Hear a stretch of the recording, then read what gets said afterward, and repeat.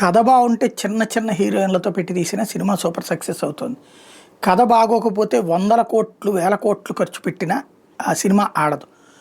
ఈ ప్రాథమిక సూత్రాన్ని నుంచి పక్కకి వెళ్ళిపోయి ఎంత ఎక్కువ రెమ్యునరేషన్లు ఇస్తే అంత గ్రేటు, ఎంత ఎక్కువ ఖర్చు పెడితే అంత గ్రేట్ అని చివరికి అన్నని కోట్ల రూపాయలు పోసాం కాబట్టి, వందల కోట్లు పోసాం కాబట్టి మేము జనాల నుంచినే పిండుకుంటాము, ఆ టిక్కెట్ల రేట్లు మా ఇష్టం వచ్చినట్టు పెట్టుకుంటాము, మాకు అనుమతి ఇవ్వండి అంటూ ప్రభుత్వాల దగ్గరికి పరిగెత్తుకెళ్ళి, ప్రభుత్వాలు ఒప్పుకోకపోతే కోర్టుల దగ్గరికి వెళ్ళి ఆర్డర్లు తెచ్చుకుని జనం నెత్తిన భారీ ఎత్తున రుద్ది చివరికి ఆ జనం అంతంత డబ్బులు పెట్టి సినిమా థియేటర్కి ఏం వెళ్తాంలే, ప్లస్ అక్కడ తినుబండారాలతో కూడా కలిపితే టికెట్ ఇది కలిపితే కనుక 2-3 వేల రూపాయలు ఎవడు పెట్టుకుంటాడులే అని వెళ్ళడం మానేయడం ద్వారా సినిమాలకే జనం దూరం అయ్యి సినిమా థియేటర్లు సర్వనాశనం అవుతున్న బుద్ధి రాకపోగా ఎవడో ఒక తొంతరగాడు ఏదో ఒక తిక్క పని చేస్తూనే ఉంటాడు. ఇప్పుడంట బాలీవుడ్ వాళ్ళు తీసేటటువంటి ఒక సినిమాలో హాలీవుడ్కు సంబంధించినటువంటి హీరోయిన్ సిడ్నీ స్వీనీని